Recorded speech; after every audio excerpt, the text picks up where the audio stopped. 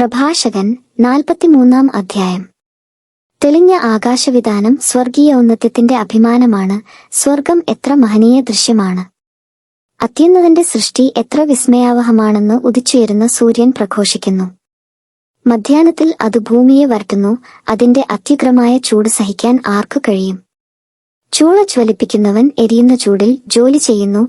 സൂര്യനാകട്ടെ അതിന്റെ മൂന്നിരട്ടി ചൂടിലാണ് പർവ്വതങ്ങളെ ദഹിപ്പിക്കുന്നത്. അത് അഗ്നിശരങ്ങൾ ചൊരിയുന്നു, ഉജ്ജ്വല രശ്മികൾ കൊണ്ട് കണ്ണഞ്ചിക്കുന്നു.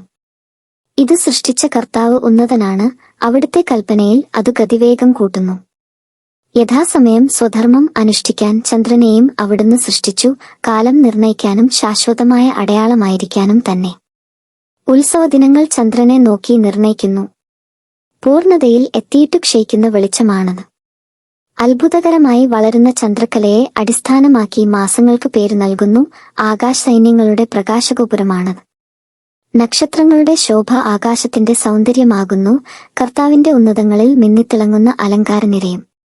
പരിശുദ്ധന്റെ കൽപ്പനയാൽ അവ യഥാസ്ഥാനം നിലകൊള്ളുന്നു. അവ ഒരിക്കലും കണ്ണുചിമ്മുന്നില്ല. ശോഭയാൽ അഴകുറ്റ മഴവില്ലിനെ നോക്കി അതിന്റെ സ്രഷ്ടാവിനെ സ്തുതിക്കുവിൻ. മനോഹരമായ ചാപം കൊണ്ട് അത് ആകാശത്തെ വലയം ചെയ്യുന്നു. അത്യുന്നതന്റെ കരങ്ങളാണ് അത് കുലച്ചിരിക്കുന്നത്. അവിടുന്ന് തന്റെ കൽപ്പനയാൽ ഹിമവാതം അയക്കുന്നു. തന്റെ വിധിയുടെ മിന്നൽ പിണരുകളെ ത്വരിപ്പിക്കുന്നു. അങ്ങനെ സംഭരണശാലകൾ തുറന്നു മേഘങ്ങൾ പക്ഷികളെപ്പോലെ പറക്കുന്നു. തന്റെ മഹത്വത്താൽ അവിടുന്ന് മേഘങ്ങളെ ഒരുമിച്ചുകൂട്ടി ആലിപ്പഴങ്ങളായി നുറുക്കുന്നു. അവിടുന്ന് പ്രത്യക്ഷപ്പെടുമ്പോൾ പർവ്വതങ്ങൾ വിറകൊള്ളുന്നു. അവിടുന്ന് ഇച്ഛിക്കുമ്പോൾ തെക്കൻ കാറ്റ് വീശുന്നു. മേഘഗർജനം കൊണ്ട് അവിടുന്ന് ഭൂമിയെ ശാസിക്കുന്നു. വടക്കൻ കാറ്റും ചുഴലിക്കാറ്റും കൊണ്ടും ശാസിക്കുന്നു. പറന്നിറങ്ങുന്ന പക്ഷികളെപ്പോലെ അവിടുന്ന് മഞ്ഞു വിതറുന്നു. വെട്ടുകിളിപ്പറ്റം പോലെ അത് ഇറങ്ങിവരുന്നു. അതിന്റെ വെണ്മ കണ്ണഞ്ചിക്കുന്നതാണ്. അത് വീഴുന്നതുകണ്ട് മനസ്സ് വിസ്മയഭരിതമാകുന്നു. അവിടുന്ന് ഭൂമിയിൽ ഉപ്പുപോലെ തുഷാരം വിതറുന്നു. ഉറയുമ്പോൾ അത് കൂർത്ത മുള്ളുപോലെയാകുന്നു. തണുത്ത വടക്കൻ കാറ്റ് വീശി ജലോപരിതലം മഞ്ഞുകട്ടയാകുന്നു. ജലാശയങ്ങളുടെ മുകളിൽ അത് പൊങ്ങിക്കിടക്കുകയും ജലം അതിനെ പടച്ചട്ടപോലെ അണിയുകയും ചെയ്യുന്നു. പർവ്വതങ്ങൾ ചൂടുകൊണ്ട് ദഹിക്കുകയും മരുഭൂമി വരളുകയും സസ്യങ്ങൾ അഗ്നികൊണ്ടെന്ന പോലെ വാടിക്കരിയുകയും ചെയ്യുന്നു. എന്നാൽ മൂടൽ മഞ്ഞ് എല്ലാറ്റിനെയും അതിവേഗം സുഖപ്പെടുത്തുന്നു. മഞ്ഞ് പ്രത്യക്ഷമാകുമ്പോൾ ചൂട് ശമിച്ച് ഉന്മേഷമുണ്ടാകുന്നു. അത്യഗാധത്തെ നിശ്ചലമാക്കി അതിൽ ദ്വീപുകൾ പ്രതിഷ്ഠിച്ചത് അവിടുത്തെ നിശ്ചയമാണ്. സമുദ്രസഞ്ചാരികൾ അതിലെ അപകടങ്ങളെപ്പറ്റി സംസാരിക്കുന്നു. നാം അതുകേട്ട് വിസ്മയിക്കുന്നു. അസാധാരണവും അത്ഭുതകരവുമായ സൃഷ്ടികൾ അതിലുണ്ട്. എല്ലാത്തരം ജീവജാലങ്ങളും അതികായങ്ങളായ സമുദ്രസത്വങ്ങളും അതിലുണ്ട്.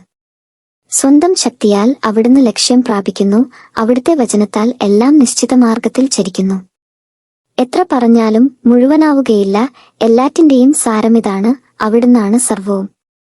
അവിടുത്തെ പ്രകീർത്തിക്കാൻ എവിടെ നിന്നാണ് നമുക്ക് ശക്തി ലഭിക്കുക? എല്ലാ സൃഷ്ടികളെയും കാൾ അവിടുന്ന് ഉന്നതമാണ്. കർത്താവ് ഭയവും ഭക്തിയും ജനിപ്പിക്കുന്നു. അവിടുന്ന് അത്യുന്നതനും അവിടുത്തെ ശക്തി അത്ഭുതകരവുമാണ്. എല്ലാ കഴിവും ഉപയോഗിച്ച് കർത്താവിനെ സ്തുതിക്കുവിൻ. അവിടുന്ന് അതിനും ഉപരിയാണ്. സർവശക്തിയോടും കൂടെ അവിടുത്തെ പുകഴ്ത്തുവിൻ. തളർന്നു പോകരുത്. എത്ര പുകഴ്ത്തിയാലും പരിധിയിൽ എത്തുകയില്ല. ആര് അവിടുത്തെ കണ്ടിട്ടുണ്ട്? ആർക്ക് അവിടുത്തെ വർണ്ണിക്കാൻ കഴിയും? ആർക്ക് അവിടുത്തെ വേണ്ടവിധം പുകഴ്ത്താൻ കഴിയും? ഇവയേക്കാൾ മഹത്തായ നിരവധി കാര്യങ്ങൾ നമുക്ക് ജ്ഞാതമായി വർത്തിക്കുന്നു. അവിടുത്തെ ഏതാനും സൃഷ്ടികൾ മാത്രമേ നാം ദർശിച്ചിട്ടുള്ളൂ. എല്ലാം സൃഷ്ടിച്ചത് കർത്താവാണ്. തന്റെ ഭക്തർക്ക് അവിടുന്ന് ജ്ഞാനം പ്രദാനം ചെയ്യുന്നു.